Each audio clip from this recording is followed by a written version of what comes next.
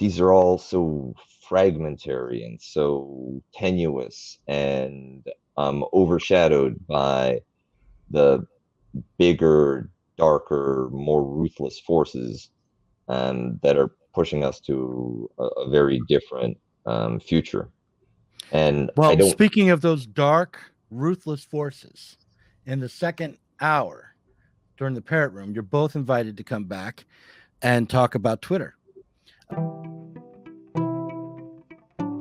The death of God is about the drying up of a horizon of meaning and of a whole form of human life. Where do we stand in the illusion it makes? What kind of space are we invited into? The material relations between people become social relations between things. When we look at toasters, corn, and TVs, we still, to a large extent, live in the interregnum between worlds, if you will, or between paradigms. Not many people in the history of the world have faced that. Zero Squared is the Zero Books podcast. Why don't you guys introduce yourselves, and I'll leave the screen for a moment while you do that. Sure.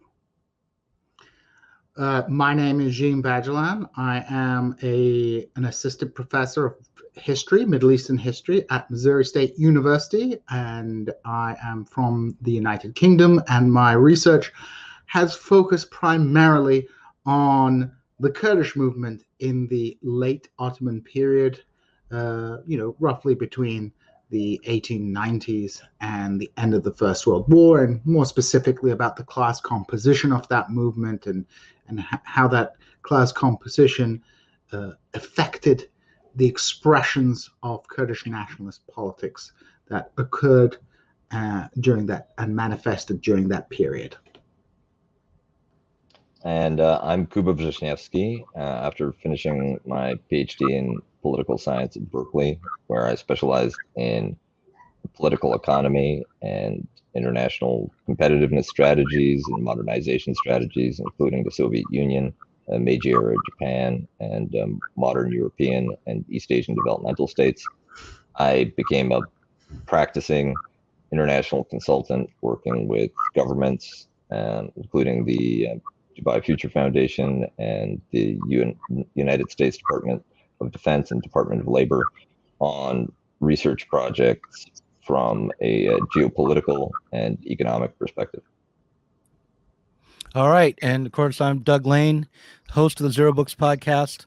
And we're going to be talking about an essay by Paul Mattick from 1935 called The Lenin Legend. But I should point out, if people are thinking that they've heard Kuba's voice before, it's because he recently narrated a video for us on the Russian Revolution. What did we end up titling that again, Kuba? The Path to Communism. Right, The Path to Communism. So people should check that out if you dig his voice. I do. And yeah, let's White Morgan Freeman, and I also get robotic monotone with the worst male vocal fry I've ever heard. It was very controversial. Kuba's voice was seriously controversial in that video. There was, there were big Kuba fans, but there were also some pretty dispiriting criticisms, I would say. Haters gonna hate. It's true. Could you just say for me one time, does not compute? Does not compute. Okay, perfect. That's great. All right, so yeah, let's jump in on this essay called The Lenin Legend. What did you guys make of it? Do you guys know much about Paul Mattick? I'm not super familiar with Paul Mattick. Most of the stuff I've heard about him is through you and Vaughn talking about it on Pop the Lab. But I thought it was an interesting essay, and in a certain way, it's kind of evergreen, especially some of the stuff about the beginning, about the legend, and the way that sort of Marxism develops in a kind of scholastic manner, where it becomes less about using sort of Marxist analytical tools and more about kind of sort of reading the text in order to find some esoteric truth to political development, and sort of this emergence of a kind of legalistic, scholastic, stodgy Marxism, which Mattick is critical of, and points out that Lenin himself is also critical of. And I think he raises interesting points about the role of the individual in history, which I'm not sure I entirely agree with, but also some other sort of interesting points about the roots of Soviet foreign policy, which I thought were quite interesting, because usually we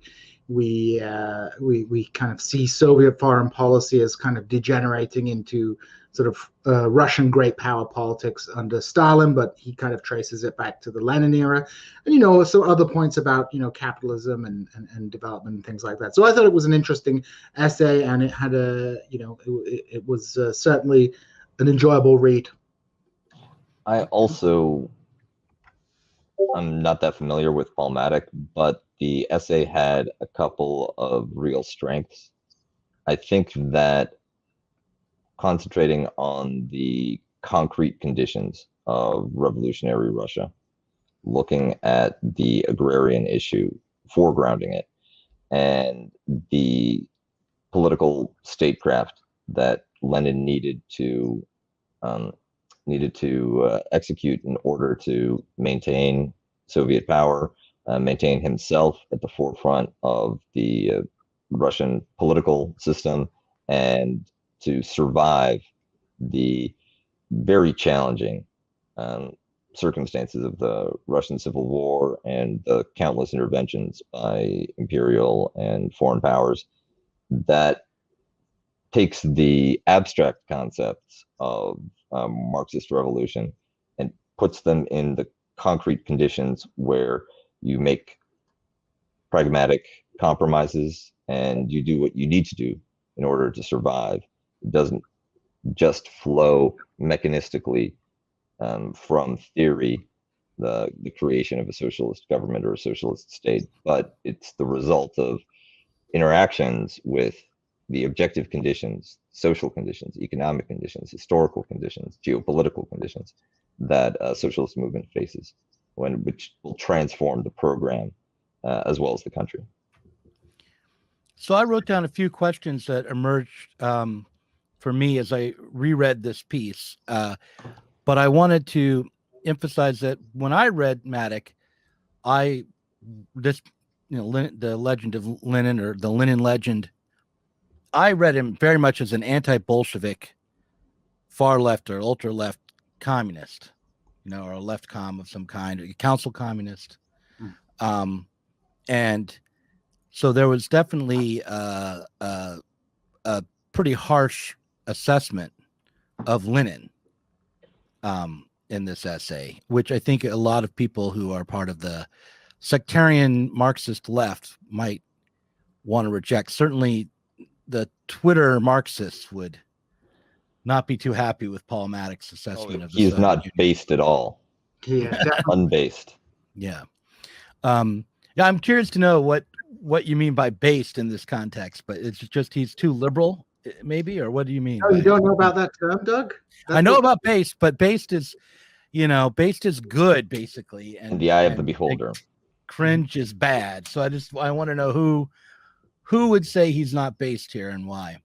I think that you brought up Twitter Marxists, and for them, doubling down on an ideological position, taking it to extremes, that's the definition of based. And the idea that Lenin may not have had a tremendous amount of agency as an individual, that the Bolshevik Party may have been scrambling to stay ahead of developments in the countryside rather than executing on a principled and even fanatical dedication to Marxist transformation, that compromises the idea that ideological purity is at the heart of a revolutionary project and makes,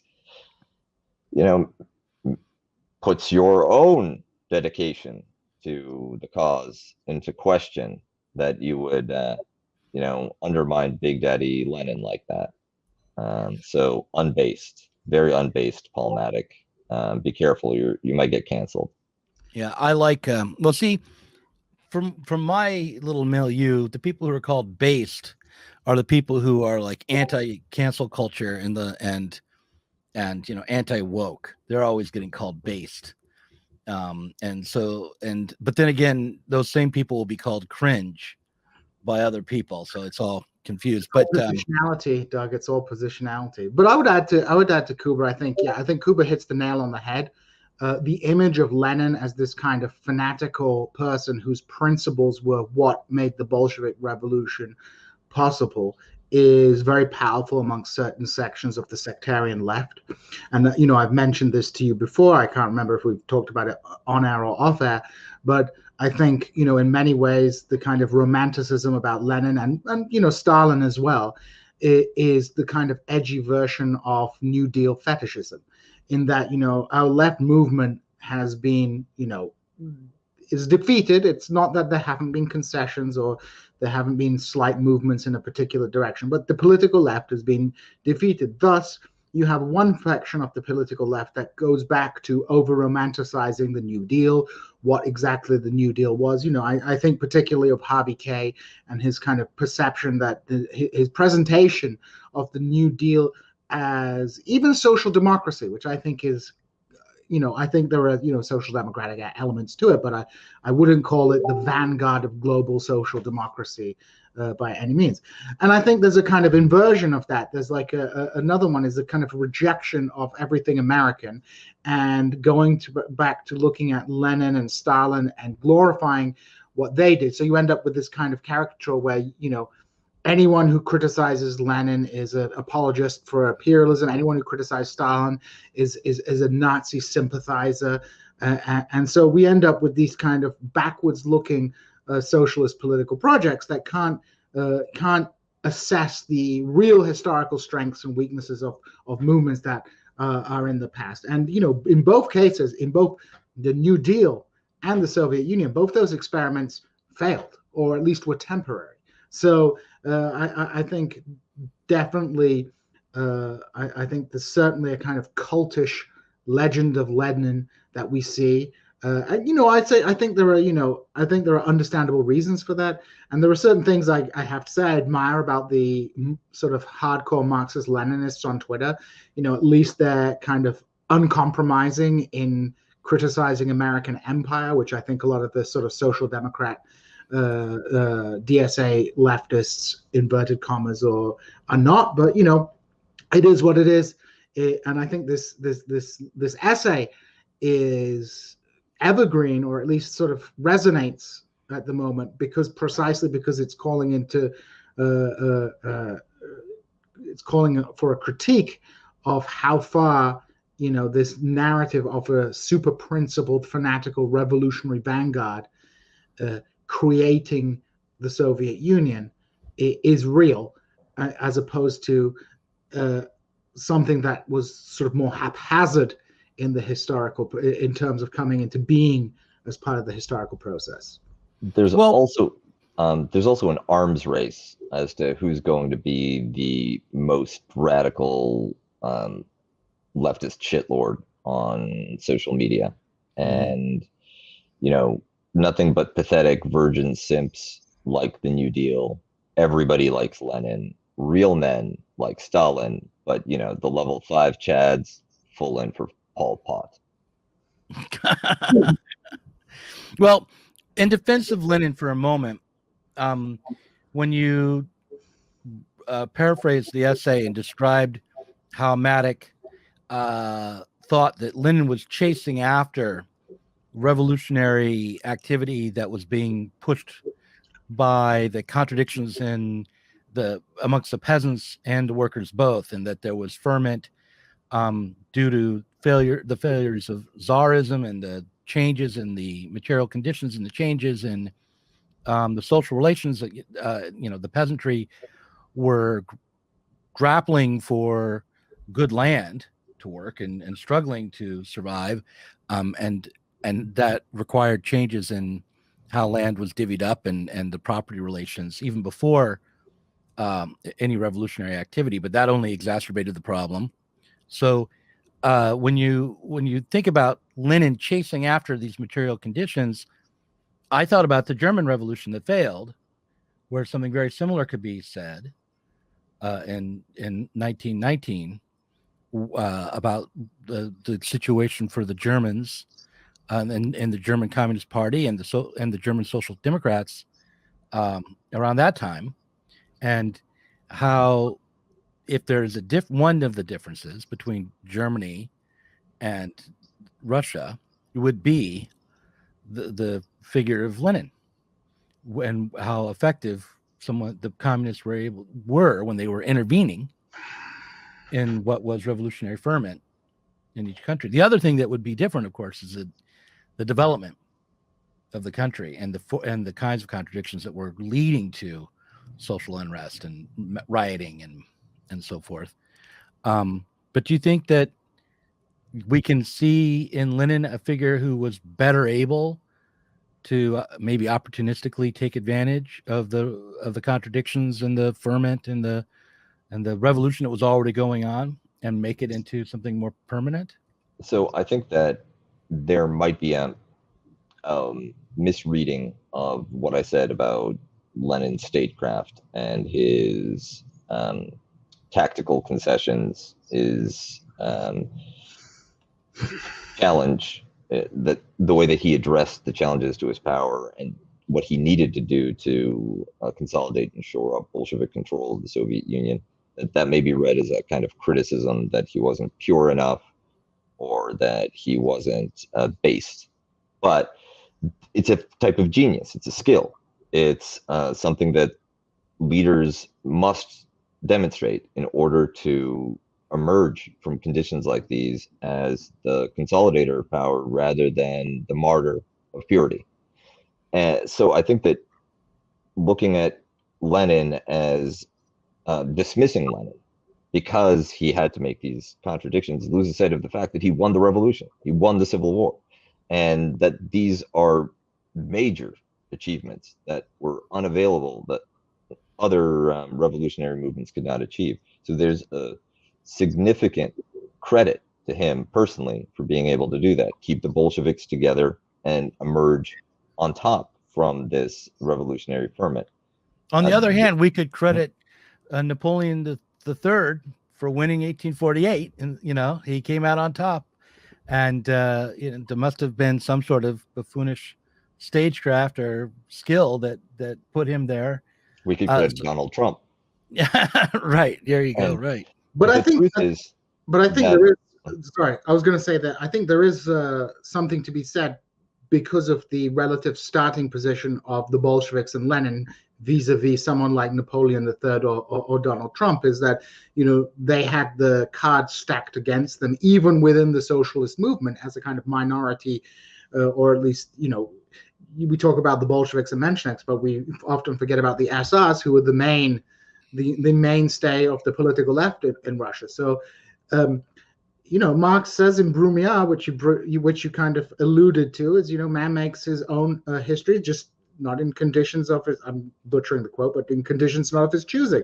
Mm-hmm. And I think the role of an individual in history, although almost impossible to like quantify in an objective manner, is something that cannot be dismissed. I think when we read Paul Mattick, we're looking at someone who is writing against the deification and the emergence of a political cult. That's what he's writing against. I don't think he's dismissing Lenin in his entirety, but he's highlighting the objective conditions in which Lenin was operating, and the very specific conditions in Russia, which allowed the Bolsheviks to seize power, conditions that weren't the same for the socialists in Germany. You have this kind of gendarme state, which is fierce, but is not necessarily strong in Russia.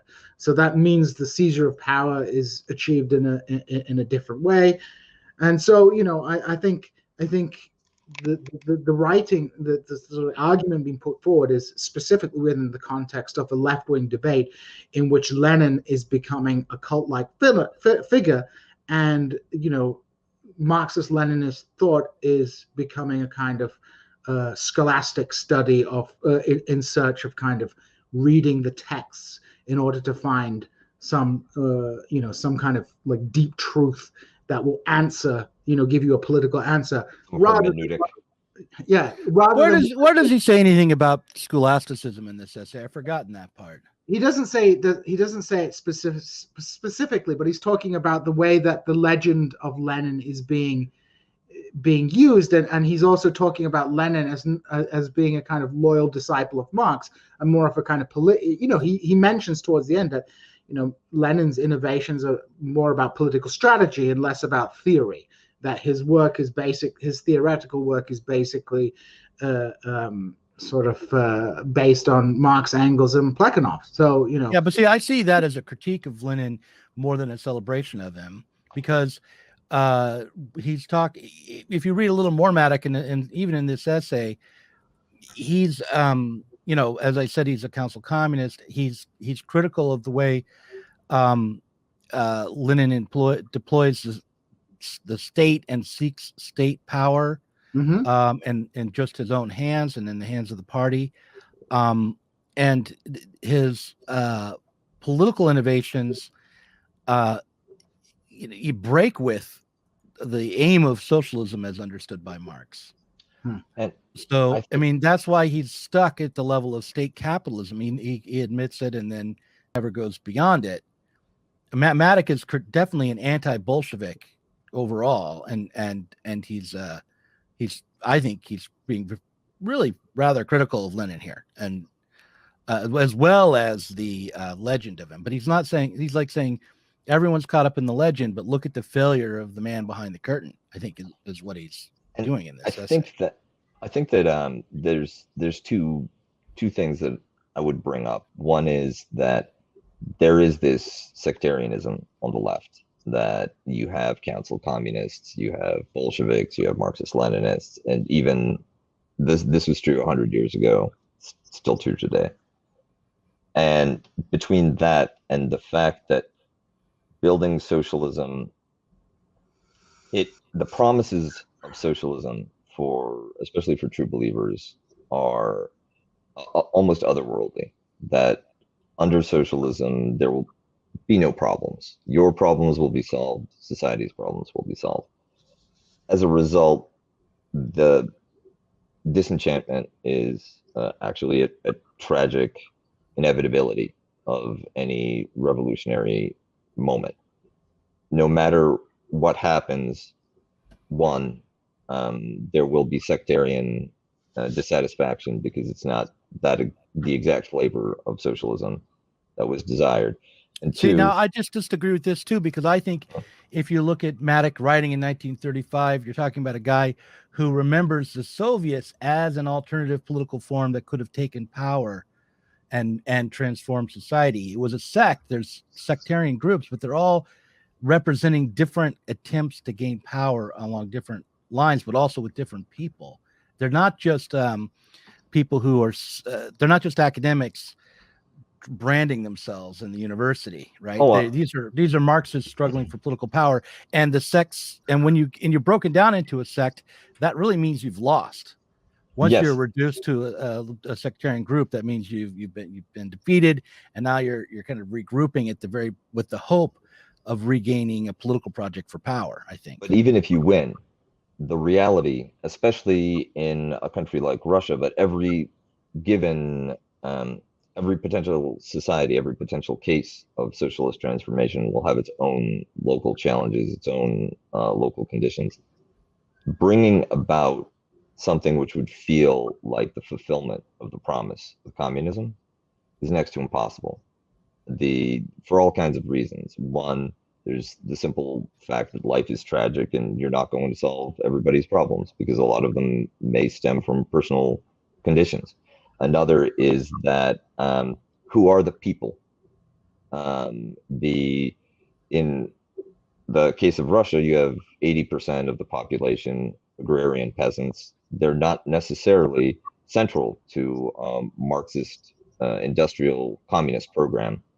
And are you going to minimalize them? Are you going to collectivize their land, which is something that they hate more than anything, and thus create mass enemy movement? or are you going to follow their lead and take a step away from idealized communism? There's all of these concessions that will inevitably take place, and as a result, what you end up with will always be something that can be criticized from a leftist position.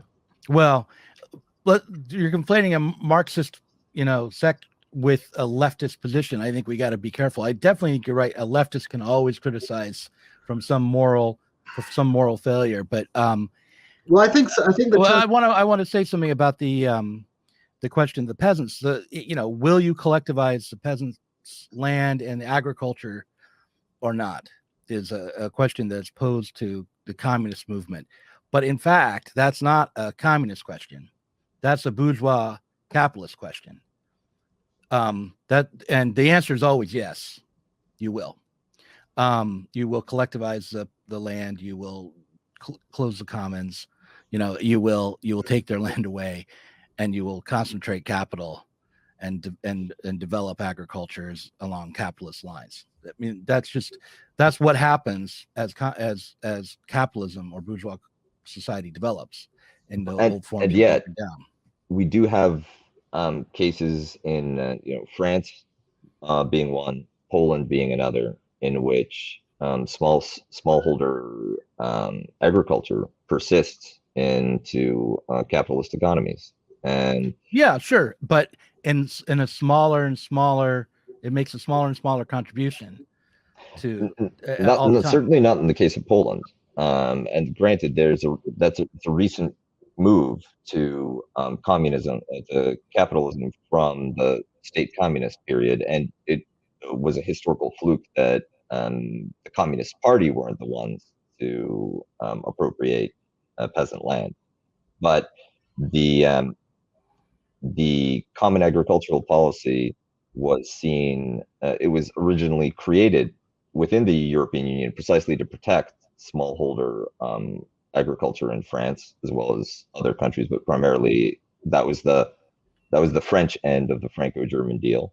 And the deliberate plan for the staged accession of Poland as well as Eastern European countries into the CAP program was meant as a sort of capitalist neoliberal measure to force consolidation of Polish smallholding, but the Polish smallholder agriculturalists organized against it and kind of did some bureaucratic jiu-jitsu in order to tap into EU structural adjustment funds, or rather regional development funds, modernization funds, to defray the competitive pressures of produce imports from the West and preserve the smallholder model. Yeah, well, how many Poles are farmers today as compared to 1860? Point taken, but I mean, that's all I'm saying. Okay. The agricultural power in a capitalist country is going to concentrate into fewer and fewer hands, and it may be different forms of that, but what you're talking about is mediated by the state.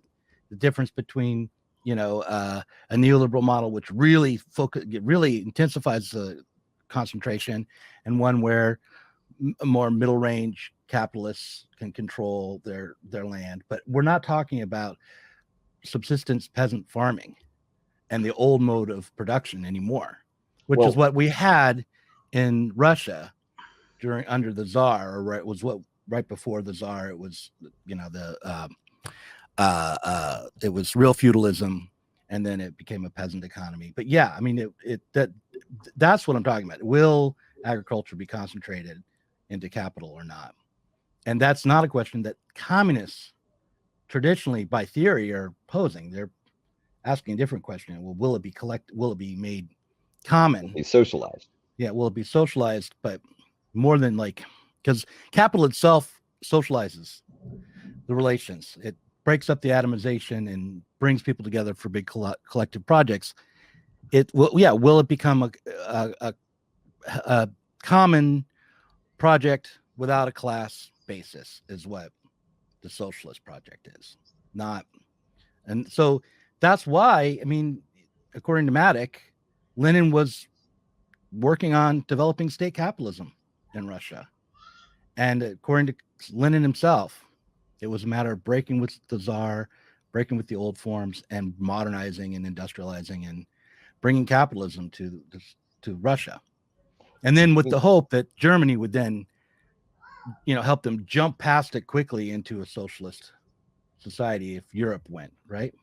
Djene brought up Plekhanov, and in my explainer video, I also mentioned the technological gap, which is a major factor in the development of Soviet communism. When the revolution breaks out, the industrial base of Russia is a minor element of its overall economy. It's 80% agricultural, approximately, and industry is concentrated only in a few regions. It's not very well developed. Much of it also gets destroyed during the Civil War. So when you collectivize the economy, it's not, you don't have a large productive base to allow you to continue development and redistribute surplus for welfareists' needs. The one way out of this trap, which Plekhanov predicted, he said that if you don't get your hands on the good advanced industry, then you're going to have to industrialize yourself through an accelerated process of appropriation and exploitation that will make capitalism seem light. He called it the Incan Empire, state capitalism, directly appropriating labor, putting it to work in order to develop the infrastructure, get the machinery, make the investments necessary to industrialize. And the only potential way out is get your hands on somebody else's industry that the war hasn't completely destroyed, which accounts for internationalization and the Soviet Polish War thrust towards Germany in the early 1920-21. Unfortunately, that doesn't work out for the Soviet Union. They're stopped at Warsaw, miracle on the Vistula, or tragedy on the Vistula, depending on which flavor of Slav you cheer for. And the Soviet Union is in the position where it has to decide to what extent is industrialization a goal worth paying this terrible human price for, and what could be achieved with a more humane set of economic policies, perhaps with a longer time frame. And you see the tension between the NEP, which is essentially a kind of like agriculturally oriented, state-mediated capitalism, where you're not taking the land from the peasants, you're allowing there to be a market mechanism for pricing certain staples, and you're cultivating industry inside the cities at a relatively slow pace, versus the 5-year plans in Stalinism, where you're basically appropriating land, expropriating labor, and selling during the middle of a famine that you yourself engineered, exporting grain in order to have the hard currency to buy machine parts. And I human think, cost. and I think it's also, not that I want to defend Stalinism. It's, of course, there's the other factor in here, is that you're operating within a hostile international environment. So the question is that you could perhaps pursue a more liberal, less invasive policy of development, but then, of course, you leave yourself vulnerable to attack. A big counterfactual is, without the 5-year plans, would the Soviet Union have had the prerequisite industrial base in order to fend off Nazi Germany? So, Stalin deserves a lot of the blame for the disaster that struck the Soviet Union during the war, especially in terms of the purges of the Red Army officer corps, especially for the miscalculations in diplomatic policies, the needless invasion of Finland and places like that. But one area which I think is always a difficult one is like the heavy industry orientated policy, the shift away from consumer goods towards like war materials. Without that, would it have been possible to resist Nazi Germany to the degree, the Soviets were super lucky if the Germans had followed their World War I invasion plan of Russia. They may well have been very successful by winning popular support in certain parts of the Western Soviet Union. So there was, It had been 25% less genocidal towards Slavic peoples than the Ukrainians at the very least would have. You'd have 20 or 30 million of them joining the Reich. But so I think, thinking about the international, you can't really with the defeat of Poland, and Kuba and I have discussed this, the defeat of Poland is like basically, if you ask me, the critical endpoint of the revolution, because, Germany swings towards social democracy, but with the Soviet army on Germany's border, who knows what kind of radicalization may have taken place. So you end up in the world of counterfactuals, which are usually associated with the political right. It's a particularly, the political right is obsessed with agency in history, because the right wingers hate to think that conditions shape anything. It's all, they're all solipsists. But I think there is some, fruitful thinking, at least, about counterfactuals, and because humans do have agency. It's not un-Marxist to say that humans have agency. It's just that, the conditions, which seems a very obvious point, the conditions in which you have that agency aren't, unlimited. You can't do, there's a lot of things the Afghan government could do, but they're probably not going to build a spaceship and go to Mars, because the objective conditions don't exist. So I think, Elon Musk might help them out with that. Who knows? Anything could happen. But yeah, I think we have this interesting discussion about how was there any other path other than some form of state capitalism once the Soviet Union was isolated, and was the Soviet, and what I found most interesting in this article, and perhaps it wasn't something that you were so focused on, Doug, was the discussion of Lenin's foreign policy and this, did Soviet foreign policy, even during the Leninist period, cripple the opportunities for international revolution? Because, of course, the kind of orthodox view, at least amongst the Trots, would be that, Lenin was doing his best, but then Stalin came along. We get socialism in one country. We get two-stage revolution theory, because, places like China had revolutions despite the Soviet Union. So the Soviet Union ended up supporting left nationalists, or what they saw as left nationalists, more, during the 30s, 40s, 50s, and 60s, more than they supported communists. But you can see this very early on, even in the Leninist period. They mentioned Turkey. Basically, the Soviet Union sold out the Communist Party in Turkey. They, allied with Mustafa Kemal. Mustafa Kemal set up a fake Communist Party, which was led by a guy who eventually became a sort of Nazi sympathizer. So even at this period, they were making compromises with left nationalists in order to protect the sort of national interests of the Soviet Union. So, I think there's a lot of interesting questions to be had there about, that aspect of Leninist policy and the mythology surrounding whether how Lenin was Lenin so serious about exporting the revolution, or did he have no other option but, operate as the leader of a nation state?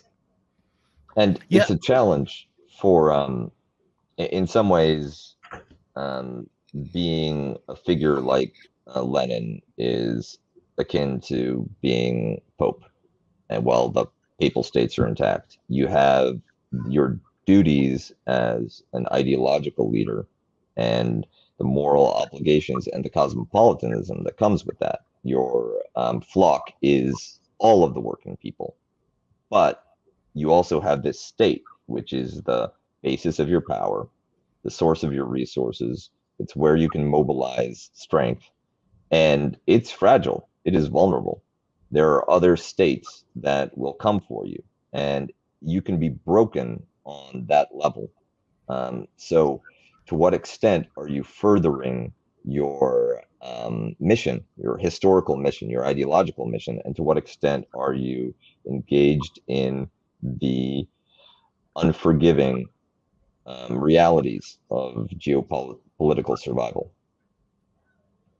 I wondered, as I read Mattick, how much credit he was giving to the concept of the Soviets taking power, and how much blame he would lay at the feet of Lenin for transforming the Soviet power into party power and state power.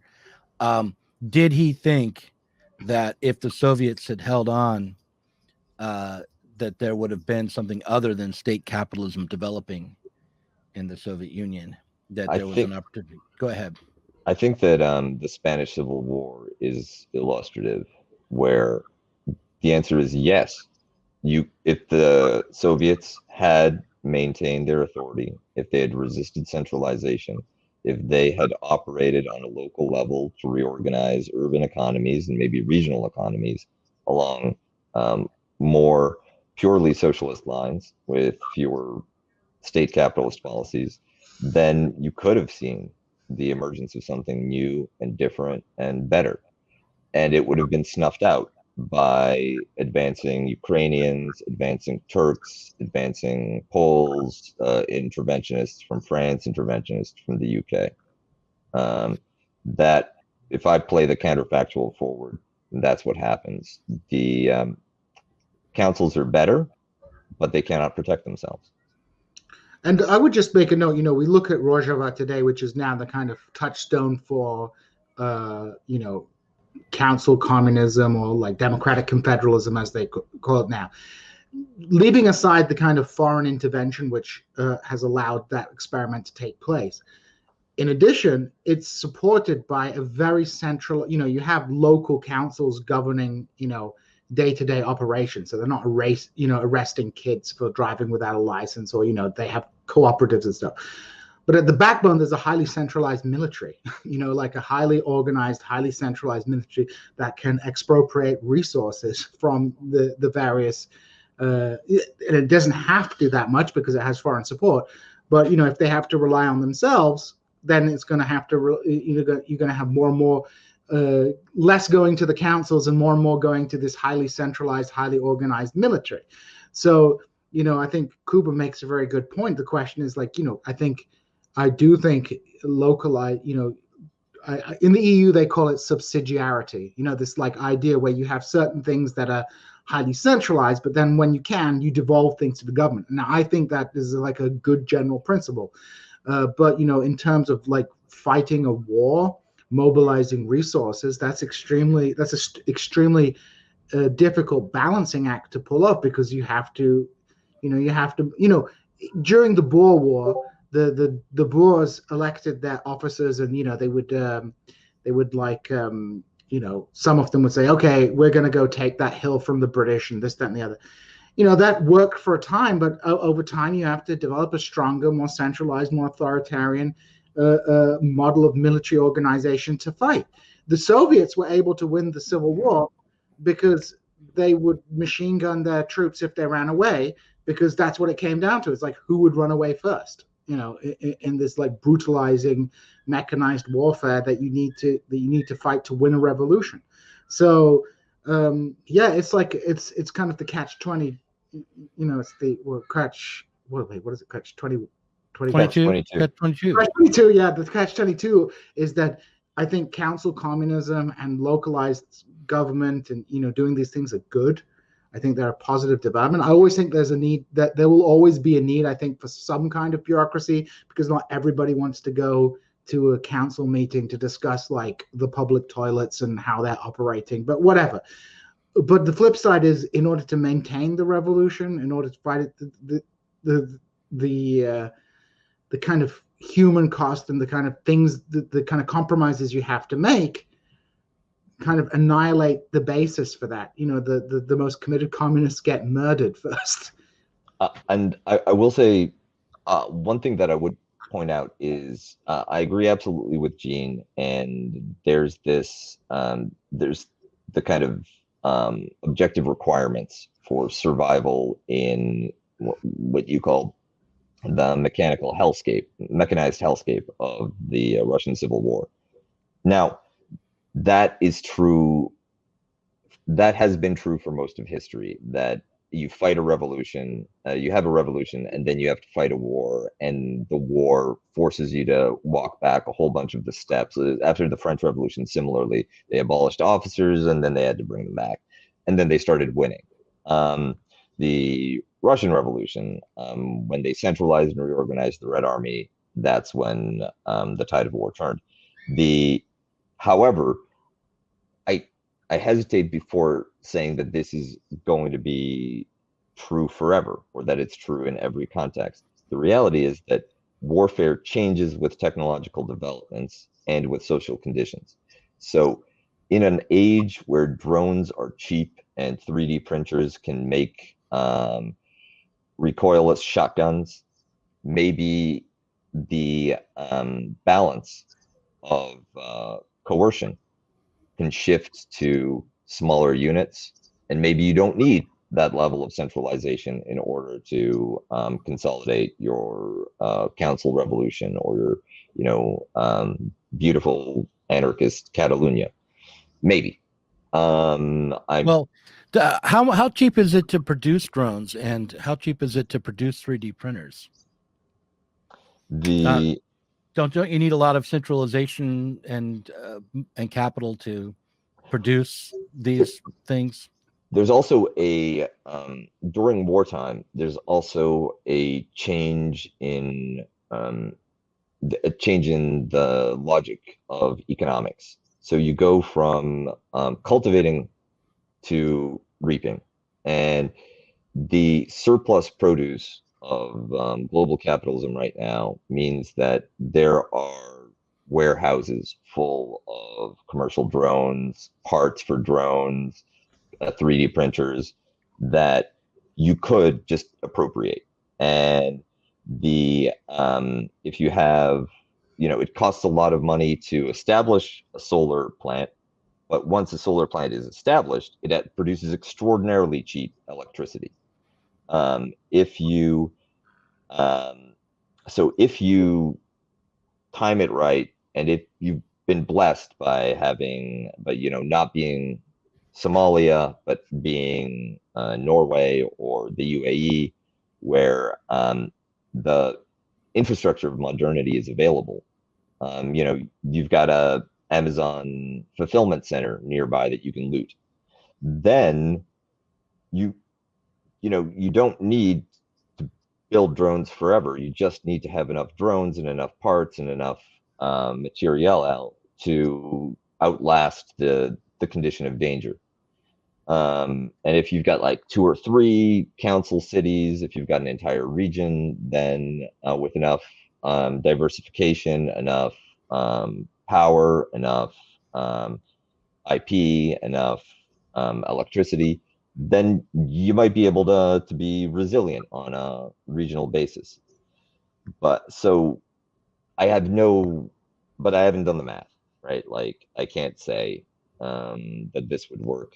I'm just presenting that there might be a theoretical change in the conditions of coercion.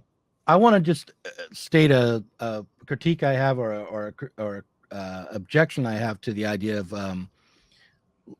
local councils being the way that socialism would develop, or the future for socialism. Because, and it's this, my understanding of socialism is that it is the fully untethered power of humanity being realized in the most creative and way possible, which would mean also that it's the most collectivized and universal, international and universal form of society, so that you wouldn't have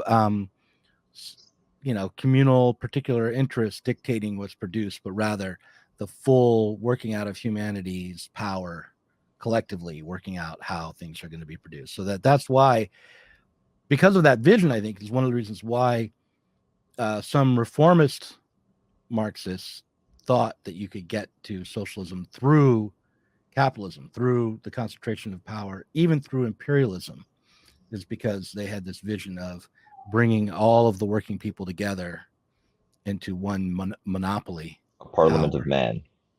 Right. I mean, this was the in Britain during Brexit, this was the, you had a split in the left between those who were pro leaving the EU, the Lexit people, and then the people who were anti-leaving the EU. And the Marxist argument, as far as I understood, for remaining in the EU was that it kept the British workers in this kind of cooperative bloc. And maybe I'm wrong about this, but Marx saw that perhaps the Prussian victory during the Franco-Prussian War would lay the foundation for the unity of the German and the French workers within a certain thing. So greater centralization, I think, I can understand why that people would see that as something positive. Once Amazon makes everything the single delivery system for the world, that's a good basis for, a good technological innovation that could be put towards socialist ends. No, something could also be put towards a permanent lockdown forever, right? It could, well, it could be. I mean, yeah, and similar with Walmart, though. Like an institution like Walmart, eviscerates and destroys towns across America. But Walmart, using the mechanisms through which Walmart operates, through the sort of planning system that they have, you could have a very nice distribution network to ensure that, to create jobs, but also to create to fulfill human need as well, to make everybody can go to Walmart and get the supplies that they need to live. It's a challenge to I don't have a position on whether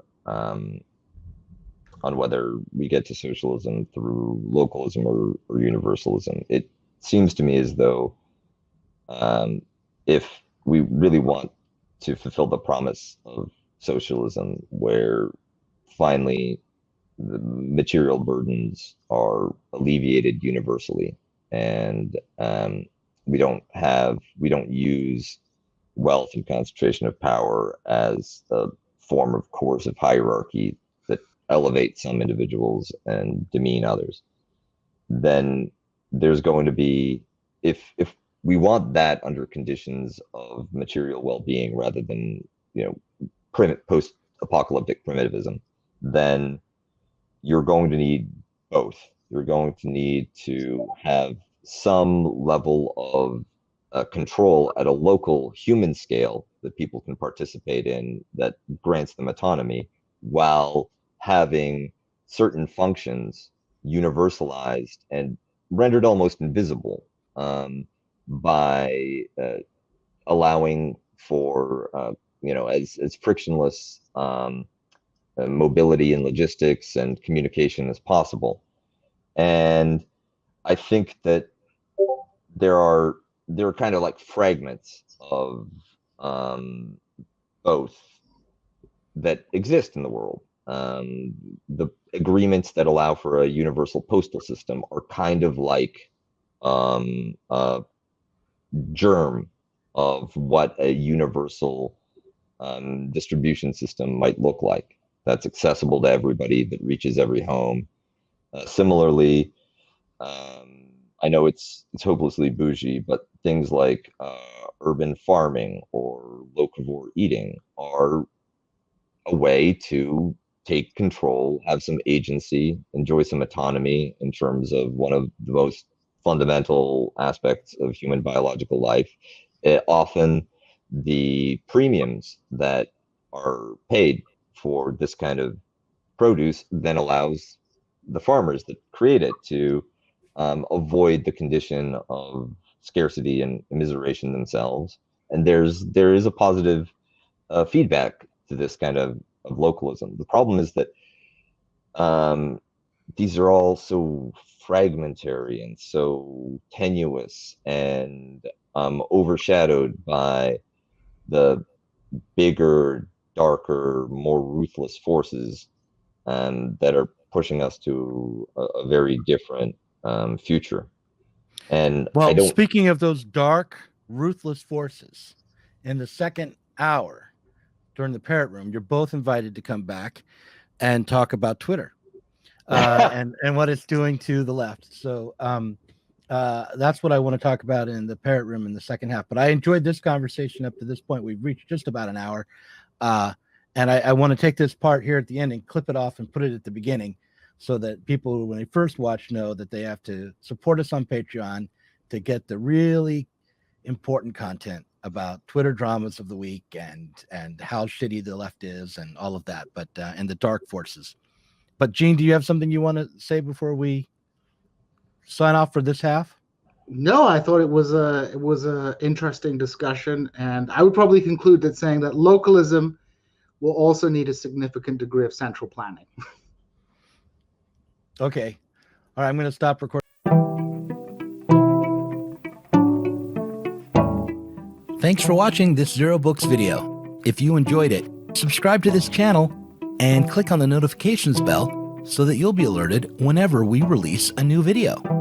You should also consider supporting us on Patreon. Our patrons get access to our Inside Zero Books podcast every week and can get access to the Zero Books Book Club and help us to continue making online content from the left.